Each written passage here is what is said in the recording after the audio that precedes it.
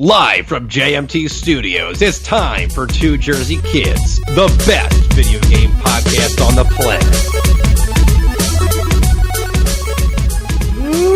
What's up, all you Jersey kids out there? This is episode 66 of the Two Jersey Kids podcast, the gaming podcast that's given to you every Friday. I am the host, Adam Buckingham. Alongside me is the best stick handler in the video game business, Gary Seisel. How you doing today, best bud?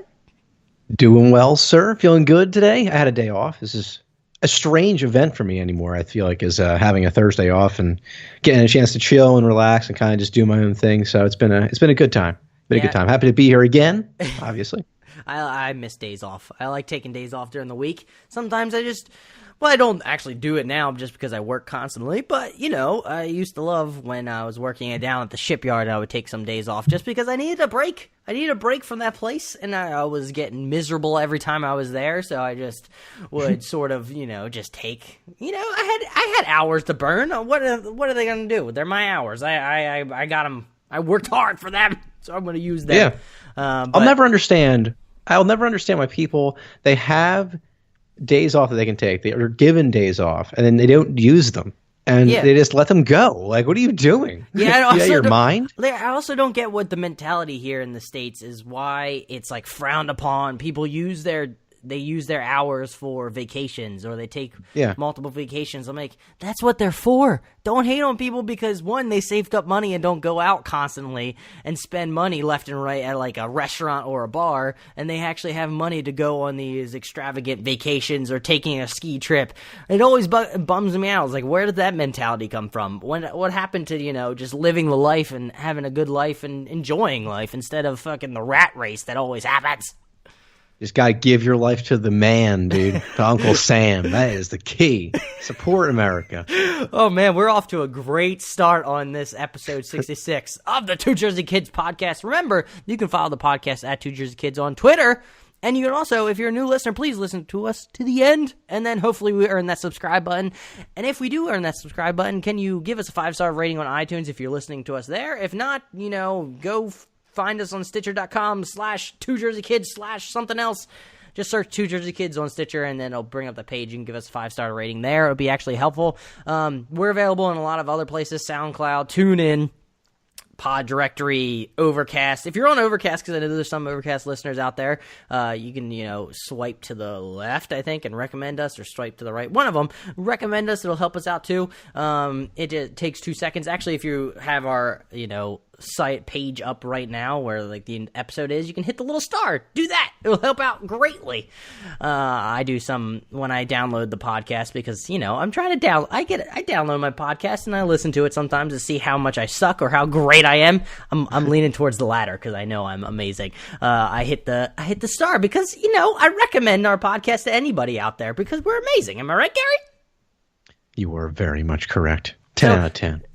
Before we get into everything gaming-wise, just what have you been up to, my man? It's been a hell of a week. It started off on Monday. On Monday, I was streaming, and out of nowhere, 38 people came into the stream. I had 38 people watching me, which is an all-time high, might I add. Did a bead of sweat just start trickling down your face? You just started getting more and more nervous when you saw the viewership increasing? Well, it's funny you say that. When I first started streaming, I did get nervous sometimes when people came into the stream, but once I started getting like a consistent viewer base of like people that consistently came in, I just got more relaxed. And then when I saw like the 38 creep up, I was honestly just really excited to be able to talk to that many people. And we ended up holding around like 20 viewers probably for, I guess, the remainder of the time I streamed after we peaked at 38. And I hit over 50 followers that day. I'm now a Twitch affiliate, not officially, because I still have to sort out a few things at the bank and everything. But yeah, I'm a Twitch affiliate now, and it's been an exciting road. I can imagine now that since you have a consistent, because I come to your stream randomly when I have time off, like during lunch, just to see how you're doing. Sometimes I listen to you on mute because I can't actually like turn you up, but I bet it's actually nice to actually have consistent viewers that are interacting with you in the chat, so you feel more comfortable. So when it hit 38, you're probably still just doing the same thing and just relaxing and playing some Civ 5. Do you play plan on, going away from that game, or are you sticking with that until the very end? Well, until you just suck it dry. It's so funny because this is the biggest thing. This is the biggest dilemma I have. Like, I can branch off into different games, but I have to make sure that the games that I'm branching off into are ones that are kind of conducive to like smaller streamers, so that I can be seen and people can kind of click on me at random. Because if I try to go off into like a random game like Fortnite that has, I mean, thousands, hundreds of thousands of people streaming that game, it's not going to work. Like, no one's going to see me there. So it's one of those things. I want to eventually try different games here and there, but I'm going to stick with Civ 5 because it's been working. It's weird. I kind of regret when I started streaming that I went with Overwatch, just because, one, a lot of people were doing it. Two, I had to focus constantly because it was first person. I had to like constantly focus on what I was doing. It's hard to chat or look at the chat, or, well, mind you, not many people were watching me at the time, but it took 100% of my focus. Where now, if I had to redo it again, if I do go back into streaming, which eventually, when certain things swing my way and I have more time during the day, which will happen, I feel it in my bones, because I was talking to you before the podcast and about my future thoughts on what I want to accomplish, and I feel like I'm going to move into like more of the card, trading card space with like Hearthstone, because those are more relaxing. I mean, you still have to focus during the game, but you can still chat with people in between when you're building decks and things of that nature, where it's not like the hustle and bustle of playing like a first-person shooter like Rainbow Six Siege or Overwatch or Call of Duty, where it actually, you can sit and take time and play. And I can imagine doing a turn-based game is just even better, just because you're playing against an NPC, you're just relaxing, doing your thing. It is very like a chill experience. I love first-person shooter games. Like, I would love to stream that eventually and have people watch me play it. But at the same time, I get really competitive in first-person shooters, and I will inevitably get salty playing those games. So it's better. I like the fact that I can play Civ 5 or any type of strategy game and kind of just sit back and relax and be in a good mood consistently throughout the stream, and not have to like settle myself down or do anything. It's just a lot easier. And I think that's the best way to go, because you don't want to get frustrated while you're streaming. I feel like that you want to just have a good time. And when it becomes more of a chore, like if you're playing a first-person shooter consistently and it becomes more of like a drag, like, oh my goodness, I'm just going to get annoyed, or like it's not as fun for me because I'm like playing in front of everybody and, I'm getting pissed off. And, you'd rather people come and enjoy your stream because you're just interacting with them, instead of them enjoying you, like, freak out and just, like, become really salty. I've watched streamers. I told you this before, but I've watched many. Well, there's one guy I always watch play H1Z1, and he's like the salt machine of H1Z1, but he's just hilarious. I mean, he's so funny because the rage that he has is hilarious. But I feel bad for him sometimes, because it's like, man, dude, this is your game. You have to play as a job, and you hate the game. Absolutely hate it.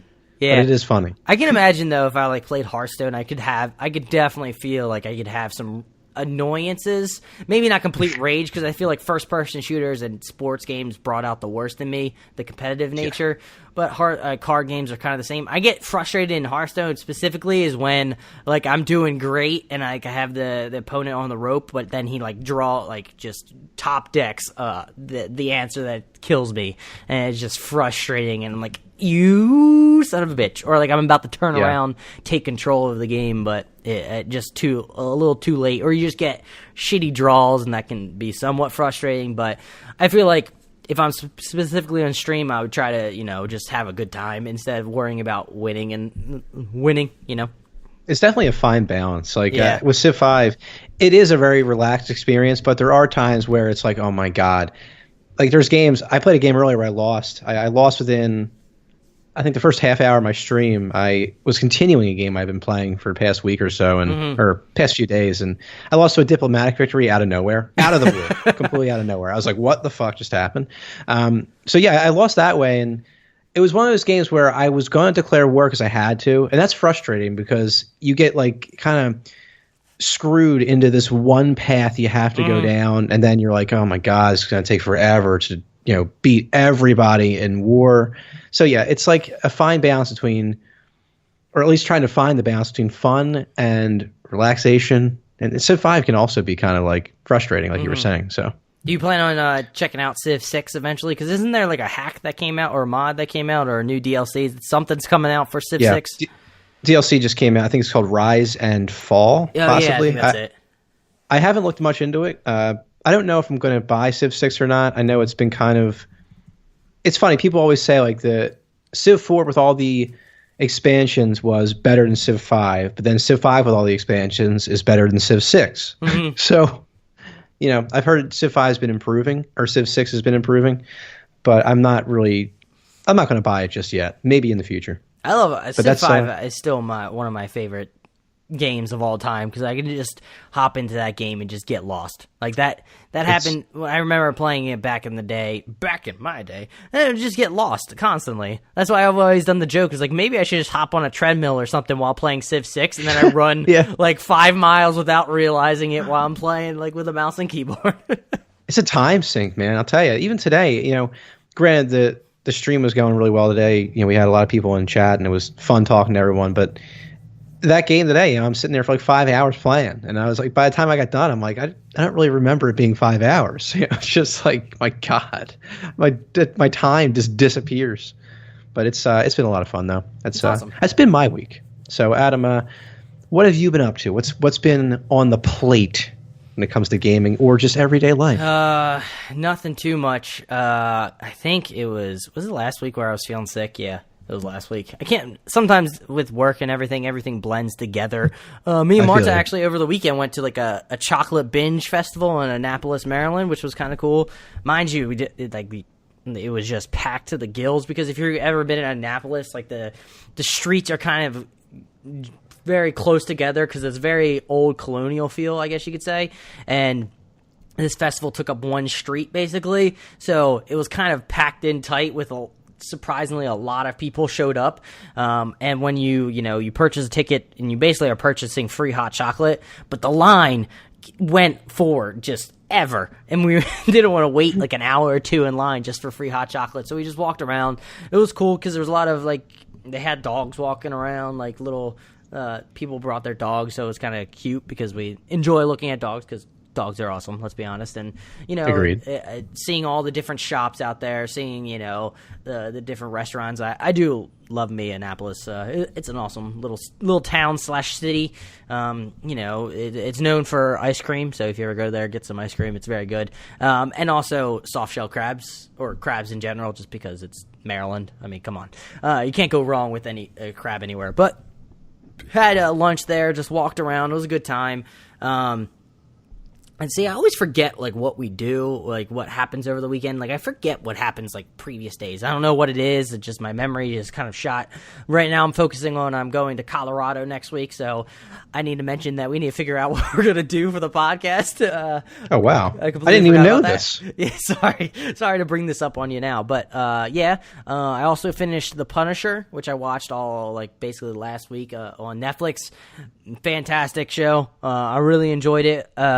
I like the fact that it was sort of separate from all the Marvel crap that's going on Netflix. I just feel like lately just too much Marvel intertwining. I'm getting tired of like I have to watch this, I have to watch this, I have to watch this to keep up with it. Where Punisher, it felt like you watch Daredevil season 2 and then you can watch The Punisher and you're completely fine. So I enjoyed it. It had a different take. It was way more like bloody than any other Marvel show out there, which I thought was very raw and it was gritty, and I really enjoyed it.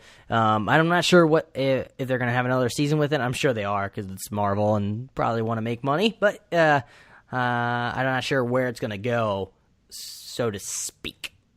But I haven't seen the show myself, but I recognized. Is it Shane? Yeah. Is that from Walking Dead? Yeah. He's the main character? He's phenomenal, actually, in the show. Like, the way he plays the Punisher, and just how raw he can be and, like, angry and just he's the best at grunting, because that's what the Punisher calls for, is just grunting left and right and speaking, like, really, like having like gravel to the voice. Like, he's just really good at doing that, and I hurt my voice just doing that right now, and I didn't even get anywhere close to what he was doing the whole time. So really enjoyed that. I think that's basically it for my week. I haven't done too much. in the gaming department. I mean, I've been watching, keeping track of what's going on. Hearthstone expansion just released today, so I just hopped in real quick, got a few packs. They, released a new single-player experience dungeon run where you're building a deck as you go through the dungeon, facing bosses and left and right, and they release new cards, which I'm excited about. So that always brings me back to Hearthstone is when they just release a new expansion, and I like just messing around with the new cards, except for I don't want to like go out and purchase the cards left and right, and I don't have the time to dig into getting more coins to purchase packs and play arena runs and all that jazz to get more packs, which can be a little frustrating. I just want to go in and just tinker with cards and stuff and like build a deck and just go from there. But I mean, that's the name of the game. Blizzard needs to make money, so they're going to do that. You can, get all the cards without, purchasing. It just takes a little bit longer, that's so to speak. But Hearthstone, again, is a fantastic game to play. It's fun, so I don't think it's too much of a hassle to earn packs and of that nature.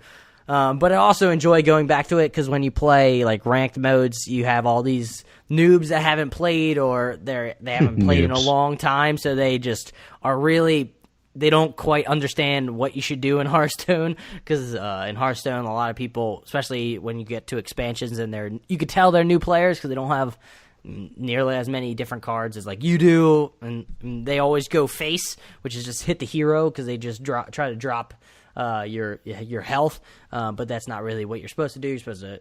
It depends on actually card decks. If you're more aggro, you go right to face. But most of the time, I play more control, where you take out all the opposing monsters or opposing cards, and go from there. You try to keep your cards up and their cards down. Basically, that's what I do, and then you win. Hearthstone strategies from Adam Buckingham. Gary, do you know what time it is? It is time for This Week in Gaming, brought to you by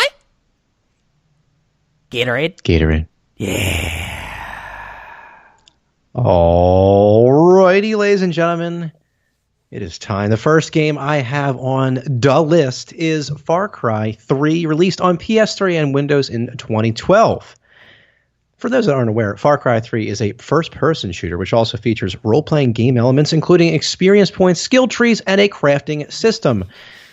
Far Cry 3 is set on a tropical island. What is happening right now? I don't know. It's just always funny when you get these descriptions of the game from like Wikipedia or wherever. It just sounds like you're reading off of like what a news anchor would describe a game as. And absolutely. It's hilarious. A cue card. See, the thing is, I set it up where I sound like a news reporter, and then I get into the commentary portion. This is the key, guys, all right? All sources, everything, Wikipedia, find it there.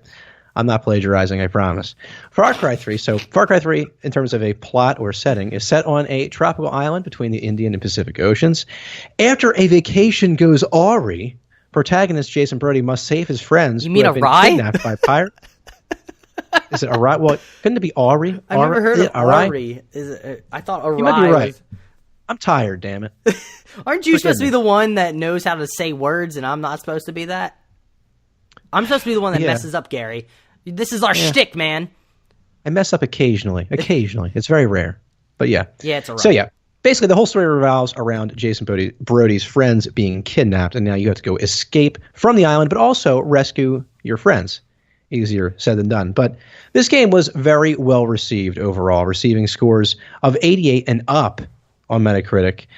We've discussed this game in the past many times, so we don't really have to go too deep into what this game's about. But I know for me personally, I was really into this game with the main villain, I guess, Voss. I know he's not really the main villain. There's Hoyt in this game as well, but he's irrelevant in my opinion. Voss, fantastic villain.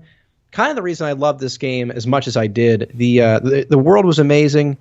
It was immersive, but Voss really drove the story for me and also drove my immersion into this game. I know Adam has similar sentiments.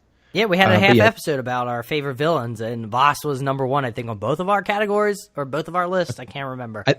I think you're correct, yeah. This game, this character anyway, he just was so hateable, and I loved it. I loved everything about it. He always seemed to be one step ahead of you.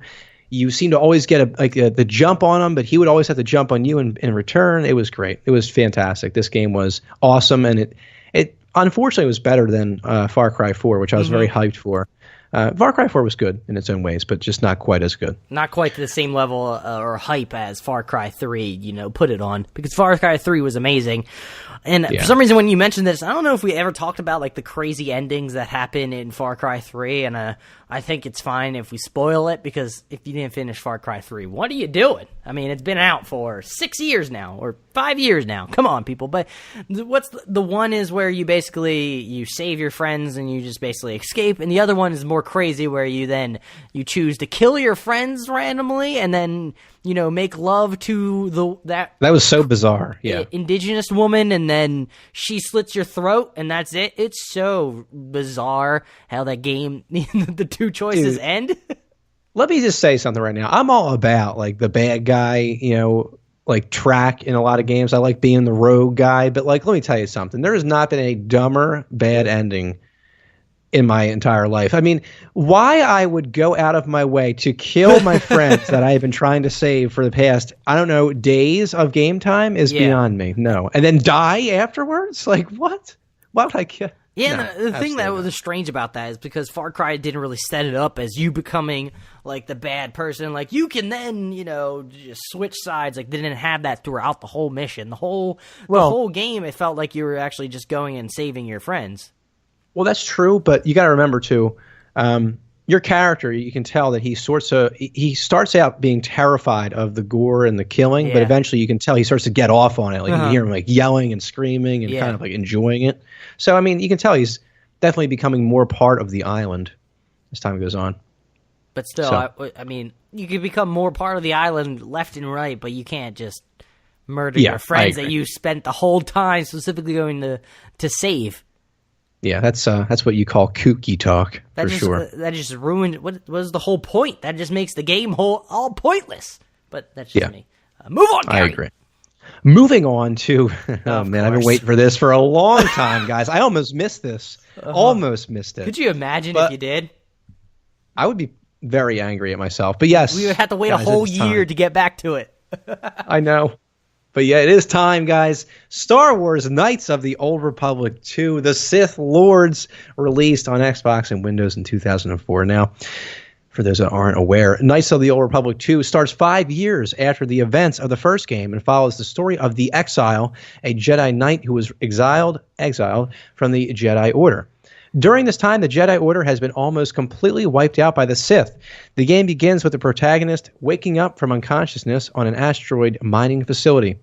After he or she escapes with the help of their party members, they find the person who exiled them 10 years ago, who sends the protagonist on a mission to seek out the remaining Jedi to fight against the Sith. Now, this game, so we've been talking a lot recently about the strain on game developers. Well, ironically, this game was plagued by time constraints and content cuts. You can thank LucasArts for this. They wanted to push for a holiday release, so they forced them to release this game, I guess, a month or two ahead of time, which led to massive content cuts, which led to, unfortunately, reduced scores and, frankly, not as positive reaction from the public surrounding this game. But anyway, this game is a gem, honestly. It was actually a group of modders, I guess, came out with a mod later on the PC that replaced a lot of the cut content that was cut from this game.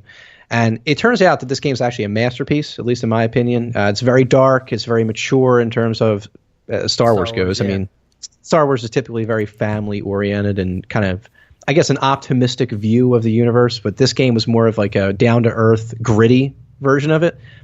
This is one of my favorite games of all time, maybe my favorite game of all time, honestly. You played it probably 15, 20 times, I would think. A lot. If there was a way to track the amount of times you put on the computer and also Xbox, I think you could rival Paul in the Dota 2 realm. Honestly, yes. The only bad thing is that on the computer now, it's kind of like obsoleted. I can't really play it on the PC. It doesn't run properly. So I had to fire up the old Xbox to play it. But yeah. Isn't that bullshit? You get such a high quality PC and yet it can't run older PC games. What is this crap? I thought PC was supposed to be a master race. I thought it's supposed to be able to play these games. Mind you, probably it's the old software. You probably can get a emulator to run those games. But, I mean, that's neither here nor there. It's possible. I don't know. But yeah, basically, anyone that's been following this podcast knows my obsession with this game and this franchise. It changed my entire perspective of the Star Wars universe. But yeah, it's my personal belief that this game honestly could be a symbol, I think, for a lot of Star Wars movies out there. It's just it's got the maturity and the darkness that I don't think a lot of people are seeing currently in a Star Wars movie. And I think Star Wars could really thrive off that type of atmosphere in a game or in a movie. But yeah, that is it for this week in game. What's up? It seems like it ties perfectly in with what was going to happen during the news segments. But I figured might as well throw it in now since you're talking about KOTOR. Since there's rumors talking about the next trilogy that Rian Johnson is going to direct for the Star Wars universe, because there's going to be another trilogy because now Disney owns this property and they're just throwing out trilogies left and right. It seems, but for some reason there was rumors about them using somewhat of a Knights of the Old Republic storyline or going that route with Revan and on that nature. But according to Rian Johnson, who confirmed it to Mashable, that his upcoming trilogy for the Star Wars film will not be based on the beloved series Knights of the Old Republic. Here's a quote from Johnson himself, quote, "Oh, fans love Knights of the Old Republic. I played that game when it first came out, and I was like, God, I loved it. Yeah, that's a fantastic game, and I understand it. The instinct to automatically go to something that you know and love that you've already seen. To me, what's really fun is the notion of what new stuff are we going to see? What new stories can we tell?" So, sorry to break it to you, there's not going to be a Knights of the Old Republic trilogy movie, but it seems like you're okay with it. Yeah, I'm totally fine. First of all, the third game of KOTOR probably is never going to happen anyway, but I didn't need to see it on the big screen. It was really well done in a game to the point where I don't really feel like I need to see a movie of it. I'm just happy that they're going in a different direction. Like I said before about the Star Wars franchise, I feel like it needs that kind of fresh look. We've been seeing the Skywalker story for a long time now, and it's still awesome. It's never going to get old, I don't think. But I'm excited that they're going in a different avenue and are at least exploring different storylines and maybe different eras of time. They could go back thousands of years, much like KOTOR did. The only thing I worry about, though, like I said, is the franchise fatigue. Don't ever do this. We went 10 years without a Star Wars movie, and then before that we went over 15 plus years without a Star Wars movie. So don't overdo the movies and fatigue us. And it's like they're going that route. They're approaching it. They're approaching it because they're movies every year. Yeah, there's Rogue One. Now there's episode 8 coming out, which I'll be seeing next Friday. But I think the way they can combat fatigue, also that's kind of exciting that The Last Jedi is coming out soon. Sick. Woo! Yeah. But I think the way they combat fatigue is that they actually tell different stories. It's not the same, the same feeling. Like, because Rogue One definitely felt a lot different than, what's episode 7? What's it called? The Force Awakens. I agree completely. Man, I can't remember, but it has a different vibe. Where with fatigue, when it comes to the Marvel franchise, which I'm starting to feel, is that every movie kind of feels somewhat similar. They have the same tone, the same jokey vibe. I mean, there's different stories they're telling, but still, in the end, feels kind of the same. Mind you, I haven't watched Spider-Man Homecoming or Thor Ragnarok. I want to before Marvel Infinity War, because that trailer got me super hyped, because it's been this long that we've been waiting to finally see this movie, so I'm kind of excited. And also, Disney is now purchasing 21st Century Fox, so you may see the X-Men and the Fantastic Four being thrown into Marvel movies now, which is insane to think about, even though I feel like there's too many big mergers happening lately. But, companies do company things. What was I going to say? Yeah, but fatigue and all that jazz. Yeah. No, it's true. I hope it doesn't happen, and I think you're right. They're definitely telling, I guess, different stories, but I have to be honest with you, the whole Han Solo movie, I'm not really too crazy about the whole idea. I mean, we already saw him when he was younger. You have Harrison Ford. He's a legend. He's an absolute legend. And also, he was amazing Han Solo. How much younger are they going to get him? He was like in his early 30s? That's the thing. They really aren't. Like Han Solo, or Harrison Ford for that matter, I think he was younger than that, man. I think he may have been in his 20s when he first started with Star Wars. But it's like we already had Harrison Ford as Han Solo. The guy's a legend. He is the Han Solo. And to see someone else take that role up during the kind of the same time period all over again, it just doesn't seem right to me. Like I can see an Obi-Wan movie happening I can take that because I don't know. It's just it's a hard thing. Like I would love to see it. G. It's just hard, man. I don't know, man. I don't know. I just can't say much more. It's just there's too many things at work here, man. Okay. Should we actually move on to the news now?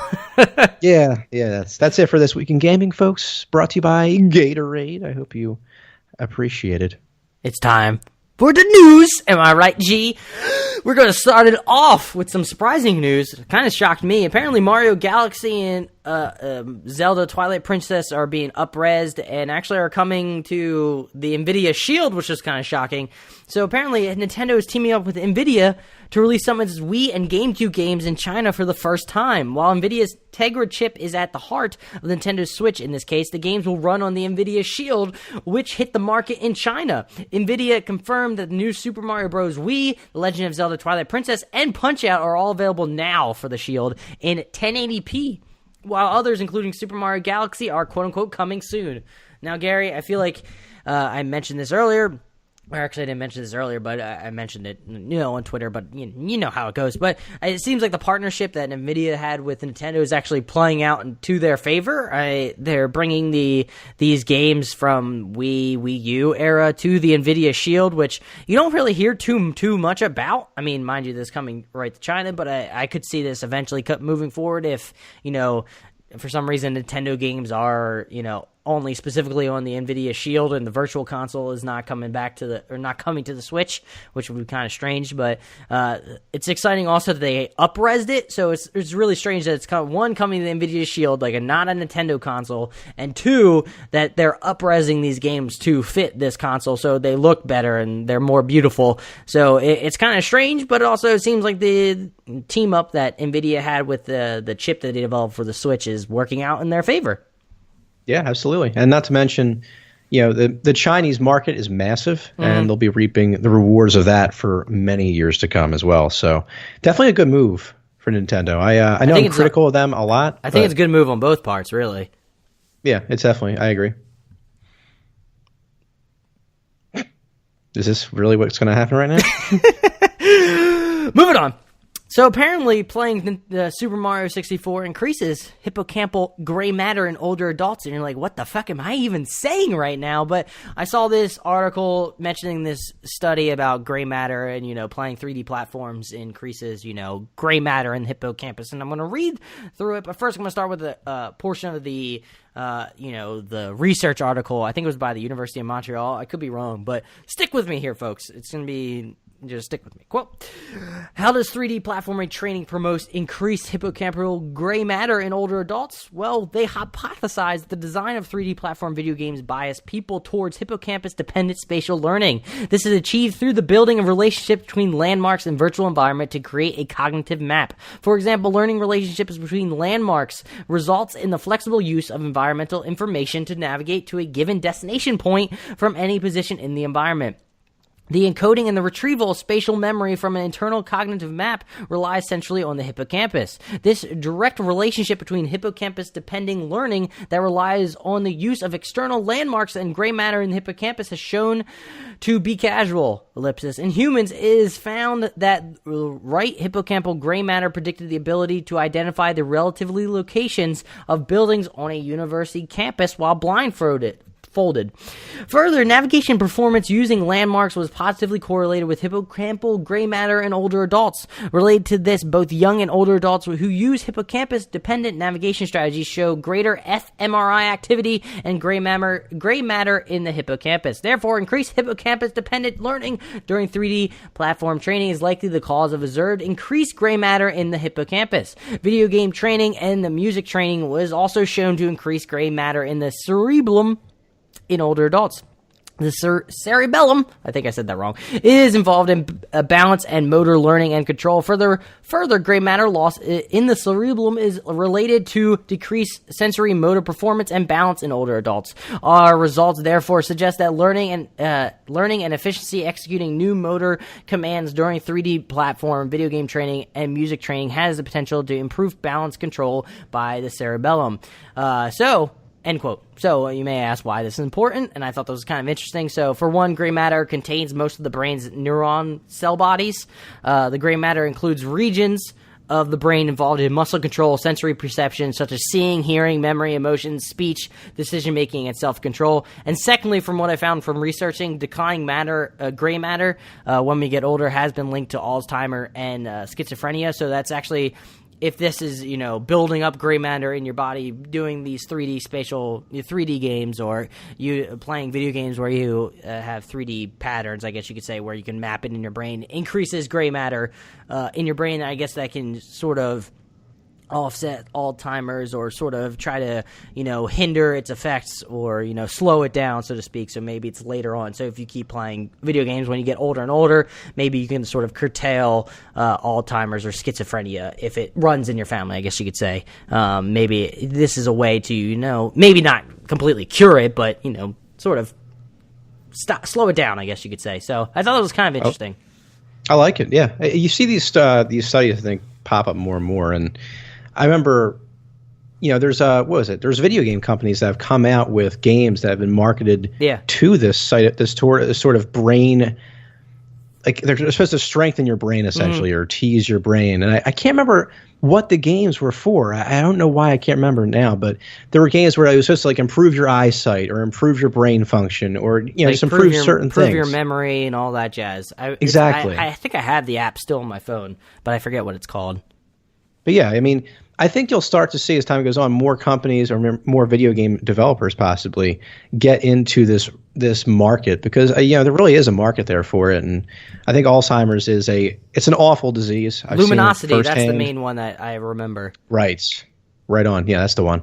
Alzheimer's is a awful disease. I've seen dementia in my grandmother, and it's an unfortunate disease, and it just destroys the brain essentially. So I would love to see this sort of thing kind of take hold and kind of gain momentum, because it's good for people in general. Yeah, and it's just, I just think it's sad, especially these type of diseases, Alzheimer's, seeing somebody that and love sort of just start somewhat slowly start losing their memory and losing brain function. It's a sad disease, and hopefully there's things out there that can curtail it and stop it and slow it down.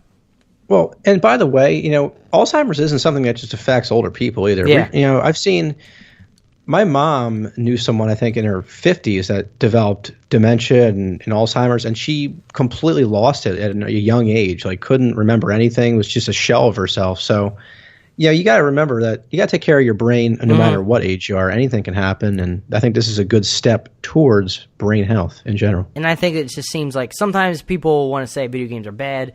You have to, do both things. You have to focus on improving your mental capacity and also physical capacity. So, people always focus sometimes physically too much. They don't, do mental exercises. And I'm not saying like you need to do like just fucking timetables left and right or do crazy mathematician problems, but you still need to work your brain. I mean, your brain essentially just it needs to be worked just as your actual muscles on your body need to be worked, so it it can still function properly and it's still in tip-top shape. Could not agree more, good sir. Yeah, play video games. That is just the underlying message here. Just play a ton of video games, and you're good. And I think that I saw in the article that also playing video games sort of increased like neural connections in your brain for mapping, and it also leads to the fact that I remember doing a podcast back where I interviewed Ivan Kaltman talking about how video games are important with learning, and the fact that you can utilize video games to trigger portions of your brain where it sticks in better. Basically, I'll boil it down to that because we have more things to talk about. Moving on.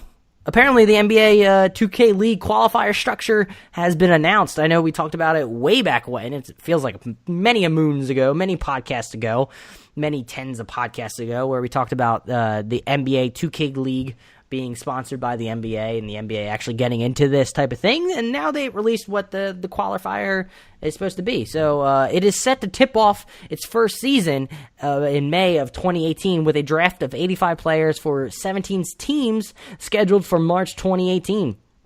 Prior to Tuesday, December 5th, it was unknown how the league was going to determine which players would be in that draft pool, but that qualification structure has now is a known quality. So when will it happen? January 1st to the 31st. You need to be older than 18. To access qualifying stage is open to anyone around the world who has a copy of NBA 2K18 on PlayStation 4 or Xbox One. You need to complete an online application by January 31st. Participation. Player can compete as a walk-on, part of a team, or a combination of the two. Players will be using their existing My Players for this stage of qualifying process. Performance standards. Players need to win 50 games in NBA 2K's Pro-Am mode. Winning more than 50 games doesn't increase a player's standing. After the top 85 players are identified, 85 players will be placed in a draft pool. Donahue says, quote, "We'll be capturing deep analytics on all players to ensure the best quality for the draft pool," end quote. This is insane. So apparently the draft's going to occur on 2018. I don't want to run through all the teams there. You can look up what teams are actually sponsoring. So in-season player specs. So the 2K leaguers will not be using their My Players from personal use. They will be using avatars with rating closer to 90 rather than previously believed. And salary info. They state, Donahue states, quote, "It's going to be competitive salary. We're going to offer access to housing provided by their team, and certainly the players will potentially have access to things like their NBA team facilities. Players will be paid a competitive guaranteed salary along with housing and benefits. In addition, players will have the opportunity to earn extra cash during the season," end quote. This, Gary, is insane. Mind you, I don't think the salary is going to be that crazy, but I think it's still... any salary that's guaranteed throughout the year is nuts. I couldn't agree more. And this is something I feel like I would have killed for when I was younger, when I was more into sports games. And especially because I always had a dream of being a hockey player when I was younger and playing for the Flyers. And obviously that's not going to happen, unfortunately, anytime soon for me. But how awesome would it be to play for your favorite sports team, even if it was in the video game realm? Yeah. You're saying like, oh yeah, I play for the Philadelphia Flyers esports team, or obviously, hockey doesn't exist in this esports realm, but NBA 2K, it would be kind of cool to play for the Sixers. And I'm not an unbelievable basketball fan, but come on, local team. It's shocking though that sports video games actually haven't become more of an esports thing, because they're legitimate sports in the real world. So they're conducive enough for esports and competitive competition. So it's kind of exciting, and I'm excited to see what the salary info is, and maybe I need to dust off 2K18 or actually go and purchase it and start playing the shit out of it. I hope I can make it. The funny thing is, when you're reading this off, I was thinking of what if I just got NBA and just try to play and qualify for this, and you just got steamrolled by someone? Because guaranteed there's someone out there that's filthy at this game. Oh yeah, I can't even imagine trying to compete against them. I came in it way too late now to play this game or get drafted, but. Man, if I was legit, I felt like I was good at NBA 2K18, I would for sure try my damnedest to do this, because I wouldn't want to pass up this type of opportunity to get paid, be on a team, get a guaranteed salary. No, you're not going to get injured unless you do something stupid and break your hand. Yeah. That's the only injury. It's an injury outside of the actual game in and of itself. Sick, yeah. I think it's awesome. And you get housing too, by the way. Housing. Yeah. And a salary. Yeah, it's nuts. So we'll see how it goes. I'm going to be rooting for the Philadelphia 76ers esports team, and I can't wait to talk about them in the future. Maybe this will be a legit thing that we follow and discuss. Trust the process. Talk about the players that are on it. It'll be fun. Trust the process. Moving on. Yeah, TTP. I'm down with TTP. Moving on. So apparently Dying Light is getting a Battle Royale-inspired expansion called Bad Blood. I guess they are ripping off T Swift's song. I was about to sing it, but I decided against that. So apparently the big difference between the likes of PUBG and Bad Blood, however, is Bad Blood is only for 5 players, and it blends PvP with PvE. Here's how it works. You and 5 players are dropped into a hostile zombie-infested area. Each player has to evacuate before the night falls. You have to scavenge for weapons while harvesting blood samples from the infected. There's word of dynamic alliances with other players to get tactical against zombie bosses, but you can then turn against your allies to steal their samples. The more samples the players harvest collectively, the more evacuation seats on the chopper are unlocked, but everyone pays for their seat individually. I thought this one. I wanted to point this out because people need to go play Dying Light because one, it's a fantastic first-person zombie survival type of game where it's really fun. It's really fun during the daytime, and then it gets really like scary during the nighttime because the zombies are insane and get stronger. But I thought this was an interesting take on PvP. I don't want to call it Battle Royale because one, there's 5 players. This feels more like I think I mentioned it, or I don't know where I mentioned it online, but it feels more of like Payday, where it's sort of a team of 5 where you're stealing cash from you're robbing a bank basically, and then you could kill your teammates to get more cash at the end. So it's kind of that nature where it's sort of the alliance, but also, you could screw over your team if you want to survive, but you can then, if you are all nice people, you can get as much blood samples as possible, and everybody can escape. But I don't think it's going to go that route. I'm interested to see how the PvP aspect works with Dying Light specifically because I haven't played, online with that game, and it's first person specifically, and I'm not sure how it interacts, especially when you all have melee weapons. But people need to go play that game specifically for the parkour aspect and how fun that game is. You probably can get it on the cheap now, so highly recommend.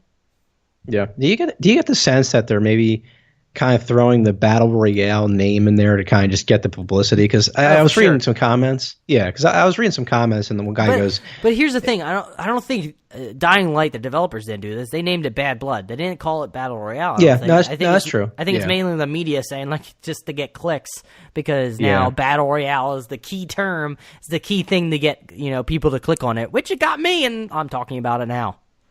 Yeah, no, that's true. And, like I was saying, this one guy goes, Tiny Kaiju, I think his name is. He goes, it only supports 5 players, involves PvE, and it isn't necessarily last man standing. It seems like they're only mentioning Battle Royale to garner some of the same publicity that Fortnite gathered. But yeah, it is more of the media hyping this game up, I think. And, it's cool that I guess it is Battle Royale-inspired, not necessarily Battle Royale, but I mean, like I said before, it's going to be interesting to see what happens when the real big name studio gets involved in the Battle Royale games. Because I know Epic Games has ties to, what is it? Gears of War. They made the original trilogy, I believe. Yeah, but it isn't like it wasn't a paid game. You weren't paying for that. I want to see what happens when I'm not saying I know anything, guys, but like Bungie, for example, throws out a Battle Royale game and you have to pay $60 for it. It's going to be, it's going to be interesting. I'm just saying. I think we're at the very beginning of the Battle Royale. Is that why they delayed Far Cry 5 to have a Battle Royale mode? You never know. I don't know, but it's like this guy says here, bin before 4.2. He goes, let the Battle Royale games begin. I'm telling you, it's going to happen. That's good. I wish I thought of that. But, yeah, I mean, I mentioned in a way back podcast where I thought Far Cry would actually be pretty sick in Battle Royale mode, just everybody gets a bow and arrow and that's about it, and you have to scavenge for, Wait. Speaking of great game ideas, okay. Some guy came up with an idea. He's like, yo, tell me Star Wars Grand Theft Auto wouldn't be amazing. Wouldn't that be sick? Sure. Oh my God.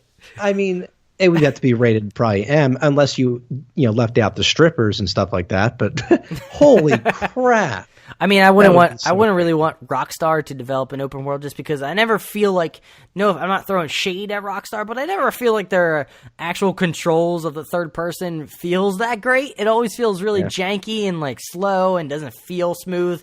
Like I would want somebody like throwing it out there because everybody loves it, but still CD Projekt Red, because Witcher actually feels amazing, like the combat and everything, and just feels great to control the game in and of itself. Or Mass Effect 2. Yeah. What the hell? BioWare. Jesus, why can't I remember? But Mass Effect 2 felt great too, and Mass Effect 3. I thought Mass Effect 3 felt good. But I mentioned CD Projekt Red because they've done the sword combat before, so it would kind of work if you're a Jedi or wielding a lightsaber and all that jazz. But that'd be cool. And that reminds me that CD Projekt Red is doing like a sci-fi punk game coming out, so that's probably going to be sick. Hopefully we can get into this more than The Witcher. Shout out to our most I don't know if we said overrated. It was just games we couldn't get into. It was Witcher 3, but we don't have to rehash that conversation because I'm sure people will get mad at us. Moving on. Apparently, did you see this, Gary? There was a surprise Mega Man announcement that happened. So this month marks the 30th anniversary of the original Mega Man, which came out for the NES on December 17th, 1987. Could have been This Week in Gaming, but apparently you missed it, you slacker. It came out on December 17th. Oh, fair enough. Next week. You can do it next week when I'm not here. In a stream celebrating the milestone, Capcom has made a couple of announcements. Most importantly, that there's a Mega Man 11, which will be coming to PS4, Xbox One, and the Nintendo Switch and PC in late 2018, which came out of nowhere. But Capcom had another surprise announcement in store for longtime fans. All 8 games in the notoriously difficult-to-find Mega Man X series will be coming to leading platforms. Mega Man 11 is also leaving the 8-bit retro style found in Mega Man 9 and 10 for smoother, updated graphics akin to the newer Super Mario Bros. Game, so basically like 2.5D, which when I see people online talking about it, they mention that, going this route is a lot cheaper and a lot easier to develop for than, doing individual sprites and pixel art. It's a lot easier to do, I guess, computer-generated 2.5D. Finally pointing out, 2 Mega Man Legacy collections are also headed to the Nintendo Switch console in 2018. The first includes Mega Man 1 through 6, while the second will have Mega Man 7 through 10, plus DLC for the first 2 games in the series, which is kind of insane now that a Mega Man game is coming back to the original console they were on, or the original console, hardware developers, Nintendo. So that's exciting. And it was also kind of exciting that it's going to be on the Switch. Seems like the perfect game to take on the go. Be kind of rad. So yeah, I'm excited. I haven't actually played a Mega Man game, but maybe if I have it on the go, I'll play it. And also, I know people who are just diehard Mega Man fans. They love Mega Man, and the fact that this came out of nowhere, they weren't expecting it. They were just like, holy shit. I mean, it was exciting for them. Hell yeah. I was happy for them. So for anyone out there that's around our age, like we're both 24, I remember playing Mega Man, on a site that was really popular around the time we were 13. It was miniclip.com. Wait, Mega Man was on Miniclip? I'm almost positive they had Mega Man, a version of Mega Man on Miniclip. It could have been killsometime.com as well, or addicting. They always had those lame Flash games. But yeah, I remember playing Mega Man there, but I never played the legit console version. So it's something to consider going forward. But yeah, you're right. It'll be a great hit, I think, on Nintendo Switch, given the portable aspect of it and everything. But yeah. I'm trying to play a Mega Man game right now on Miniclip, but I don't have the proper Adobe Flash for it on my Chromebook. Oh, God. We did the Star Wars thing. I think that's it for the large news. Do you have anything to mention, everything that we talked about there?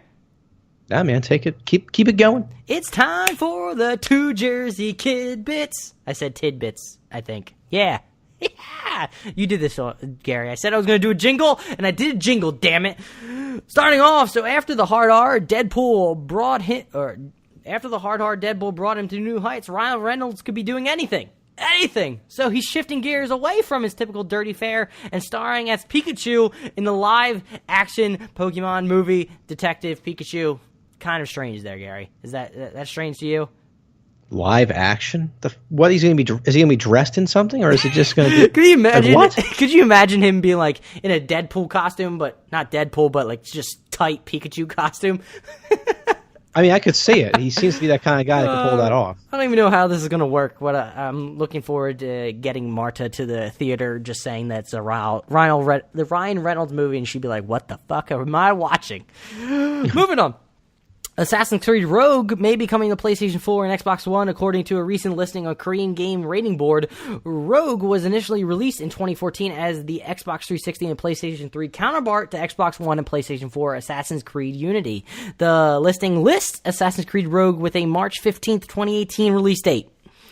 Also remind you, Gary, you can stop me whenever you have any comments about any of this. Ideo Studio Head Up Games announced a surprise standalone spin-off of its Bridge Constructor series, which will take place in the Portal universe. According to the studio, quote, Bridge Constructor Portal will blend the laws of structural engineering and technology straight from the Aperture laboratories into an exciting new game experience, all under the demanding gaze of GLaDOS. End quote. I did see sort of little clips of this, and it seems like you can use like the portals and launch your carts going flying. It looks rather kind of cool. Nintendo Everything has spotted a rating in Taiwan that reveals the existence of what appears to be a brand new entry in the Scribblenauts franchise. Scribblenauts Showdown is coming to the Switch in addition to the PlayStation 4 and Xbox One, according to the classification. 2K Sports has also announced a release for the Nintendo Switch version of WWE 2K18. While the wrestling game has been available on other platforms since October, it will finally arrive on Nintendo's hybrid console this week on December 6th. Sony's console has sold more than 70.6 million units through the consumers worldwide as of December 3rd, Sony stated. The milestone was achieved just over 4 years after the console went on sale in November 2013. This is kind of crazy because people before this mentioned that console game was dead. All hail PC Master Race. Am I right, Gary? 617.8 million PlayStation 4 games have been sold. That's in shops and from the PlayStation Store. Additionally, the PlayStation VR has now sold more than 2 million units, and more than 12.2 million PSVR games have been sold. Gary, I want to stop right there. Isn't it kind of insane that in about a year, PSVR has sold about 2 million units? I didn't expect that at all. Realistically. I'm impressed, yeah. And honestly, I'm still just trying to get past the fact that the PS4 came out in 2013. I know. Where did time go? I still can't believe this. I mean, I look at some of the old stuff. Like, I look at my PlayStation 4, I'll start it up, and I'll look at some of the clips I've saved from previous games, and I'm like, this has happened 3 years ago.